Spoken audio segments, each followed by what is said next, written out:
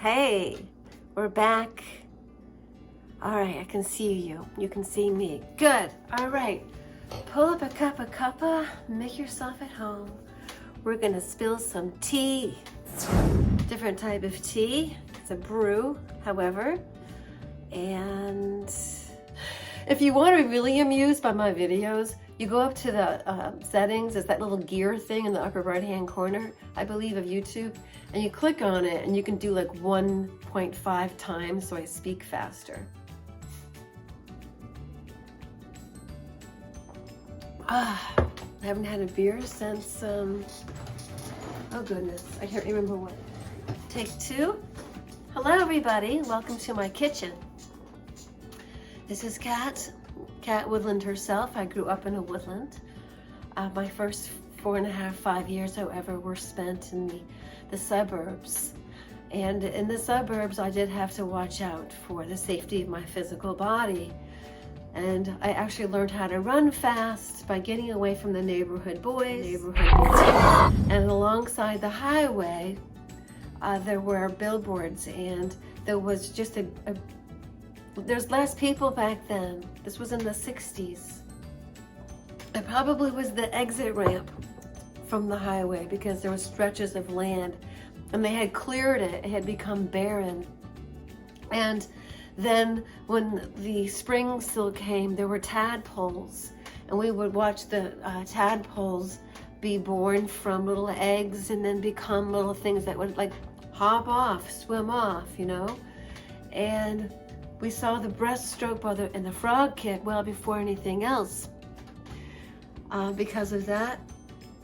But speaking of swimming lessons, we all started with swimming lessons, and I can tell you that we were given a lot of opportunities as kids growing up. We received these opportunities because my mother was going to be the very best mother she could possibly be. Albeit she was narcissistic and pathologically so, and over the years her input became more and more damaging to the young growing people that we would then become. And I am just now putting myself back together again in what I'm calling it's Kintsugi. That essentially is repairing the damage, making yourself stronger and more beautiful because of the weakness, perceived or not. The bowl was weak because it couldn't withstand the impact of the hard floor, is one way of looking at it. Or the bowl withstood the hard floor and the pieces are perfect so we can put them back together again with gold. So it's how you look at yourself, how you're going to reconstruct yourself. Because again, in other videos subsequent to this if that's the same word, I'm looking at ways to actually navigate your own life's journey and path now that you know what's happened to you. You know how you've been duped. You know you've been with narcissistic partners. You know where it lies. You know that you had a toxic family structure. You see the conditioning that you had. And then you can allow and forgive people, but know what you're dealing with. And then you've got to clear out the grief from your body every single day and piece yourself together. So cheers to that. Essentially, we're humans and we were meant to actually come together in partnership.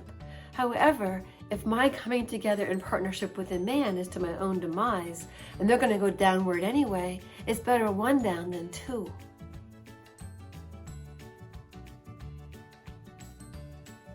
I honestly used to think it was my job to keep the relationship afloat. So, some notes I have taken. This is what I've discovered as part of the art of Kintsugi, is that you're not damaged forever. You're changed forever. The narcissist did not damage you forever. You're not damaged forever. You're changed forever. The narcissist did not damage you forever. What you felt was their pain, or if you're still with them like my mother and father, every single day My father is forced to feel her pain. Every single time my mind fantasizes about, oh, if I had stayed with this person, it could have been like this. If I had only been able to withstand, fill in the blank. No.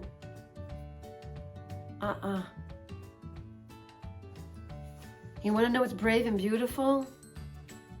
It's what I did. Not only do you stand up to say no to the abuse, you then are accused of being a bad person because you said no to a otherwise good relationship. And what's wrong with me for leaving this relationship? It wasn't so bad. It didn't matter that they didn't listen to you. It didn't matter that they criticized you because they didn't feel loved enough by you. It didn't matter the other restrictions that this person placed on you to constantly be patting their ego, that let them know they're okay, they're all right, nobody's making fun of them behind their back. Meanwhile, you're criticized, you're ridiculed, you're looked down upon, you're frowned upon, you're treated like a chore for existing by the father of your children, married to him. And I saw his face at my son's wedding, and he looked like that child caught stealing the cookies after lying about it. You could see guilt all over his face.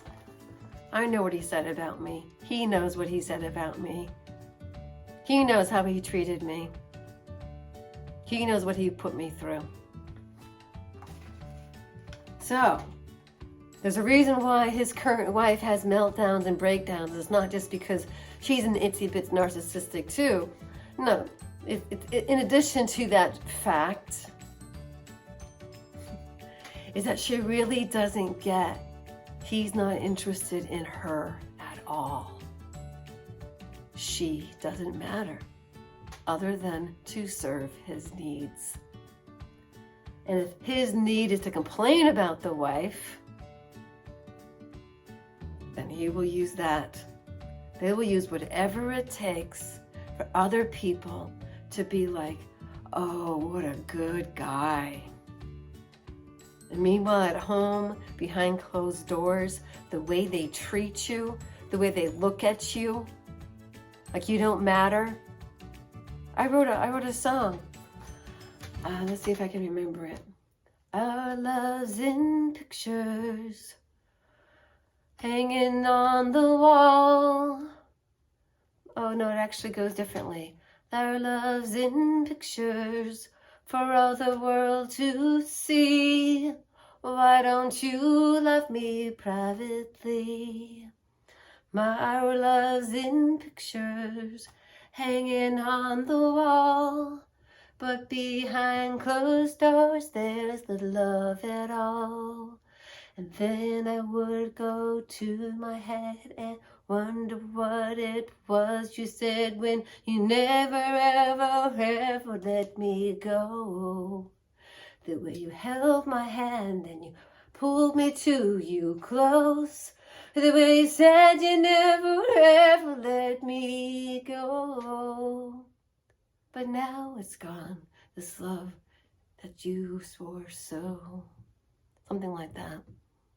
And it was the bemoaning of the woman that was now with children that was never appreciated by the man and insulted, in fact, so that her job was even harder. Never given compliments, treated like she was a nuisance. Too expensive for him. He drove the new car to work. Hers broke down. He was mad about her saying, well, why don't we go ahead and have this fixed? What would you rather have? Dead family? It broke down in the intersection. Does that not matter to you? It broke down in the intersection. You get the new vehicle so you can go to work, that you never go over 25, 35 miles per hour during rush hour. Probably 35, 40 on the highway, whatever. He always had to have the new vehicle. What kind of man is that? Huh?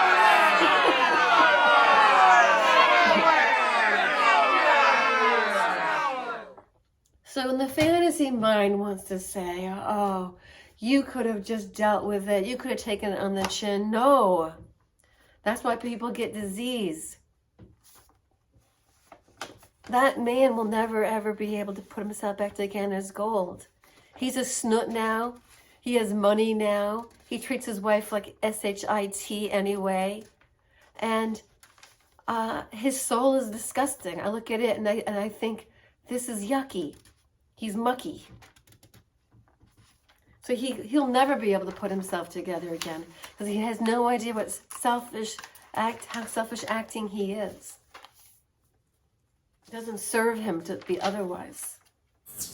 They mirror you initially, everything that you do. They like to do too. Hold your cards close to your chest, girls. In fact, keep your entire body out from underneath anything that they can do with it. Don't ever get bonded with them sexually, ever. Oh my God. Okay, I was going to make a message to women who are dating online. They're all leftovers.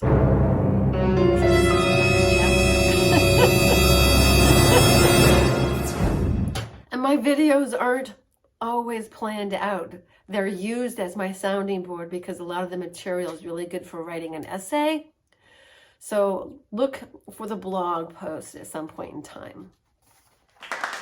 So, okay, this is a message to men, the leftovers online that are scavenging the bottom of the barrel for women who are more desperate than they are. Women of substance will not be pressured into sex. If you want us to have sex with you right away, we know that's all we mean to you. Your penis really isn't as fascinating or as important to us as it is to you, okay? I don't really want to touch it. I don't want to know about it. I don't want to hear about it. Keep that to yourself. Keep it under zipper. All right. Blowjobs. Okay, they're something you pay whores to do. That's why they're called jobs. Hello. Blowjob. It says it right there in the name.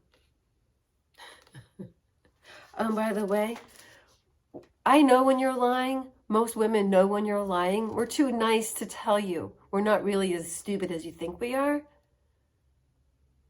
You have no idea.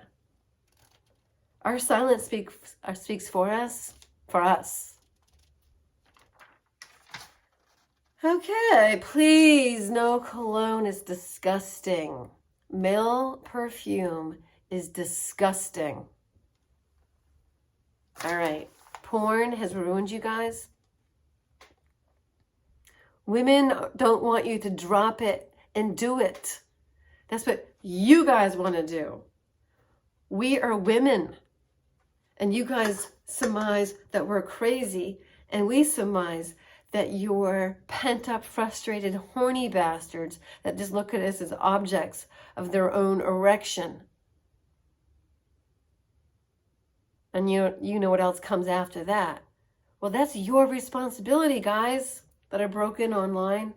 Not you that are listening and enjoying this story. I hope you're enjoying it. But yeah, men don't understand that porn is not what women do for sex. That's not what they like. Just sticking it in is never going to do anything for us. And foreplay is important. It's pleasurable. And if you can't do that, you can't have intimacy and you're not worth being in a relationship with. And why we would even get to this place was because we actually had a relationship. Otherwise, you just want to fuck us. Yeah, so I think we're pretty much done. I'm pretty much done. I'm making this video for my own enjoyment and as a way of sounding board pleasure. I do like good pleasure, which is bringing me to the next chapter, chapter 3. Now that you no longer have this narcissist in your life, constantly making you jump through hoops, by their very presence, by the way they walk in the room, the way they shout your name while they enter the house, rather than discovering where you are. I started noticing that I was suffering physically from going to Virginia. And I studied German New Medicine, which we will talk about in another video. But you can, in the meantime, type in German New Medicine and find it online, before you find YouTube videos. Figure out what it is, go to the actual website. You take an ailment that you have and then you connect it to the emotional thing that you're experiencing. And what it does is it helps you connect the dots.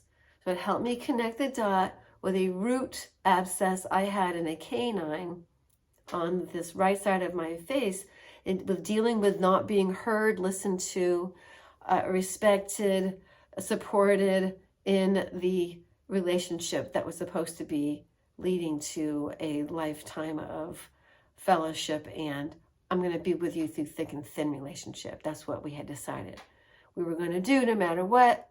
I wanted it to work so badly that until my body said, fuck this shit, I kept doing it. Okay? That's what happened. That until my body said, fuck this shit, I kept doing it. That's what happened. Okay? That's what happened. I wanted it to work. I wanted it to work. I wanted it to work so bad that until my body said, fuck this shit. So you want to support somebody that's stuck in something, but if their physical body is breaking down, then it helps you understand what's happening so that you can address it emotionally. You don't have to change your body in its proximity and location. You don't have to take and go, I'm leaving this experience and move your body from a marital home to someplace else. You don't have to do that. What you do is you change the mindset. You get a grip on your own self and you understand the architecture of the emotion and how it's affecting the blueprint of your body. Got it? So it's body awareness. So every morning you wake up with body awareness. And when does the racing mind begin? When do the thoughts start coming in? So open the shade, say good morning to the morning. Become aware of the morning. Become aware of yourself in your morning and enter into the morning. And I have this morning ritual routine where I dance and I greet the sun and I sing my good morning song. So I'm just sharing that with you. And that's where I'm going to leave off for now. So let's see if there's anything else I have to put into your thinking cap. Just the summation, I get to be me now is really a theme I have throughout the experience of being with narcissists. And that includes I get to be me now in finding out who I am. And if you're in a relationship in which the narcissistic abuse is not so bad that you can't actually have an inner life, do what you can to have an inner life and cultivate that so that you recover who you really are. It's really about recovering who you are because the narcissist is always trying to get you to cover that person up.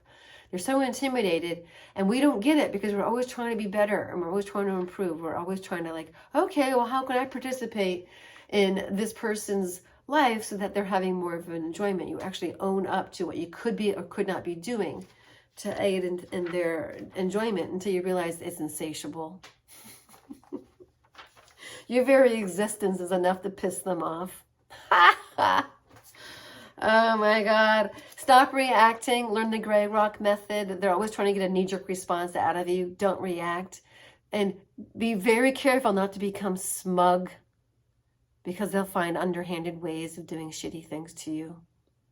It could be anything. Guard your toothbrush.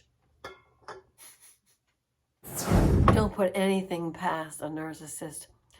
A narcissist scorned hell hath no fury like a narcissist scorned. Hell hath no fury like a narcissist scorned.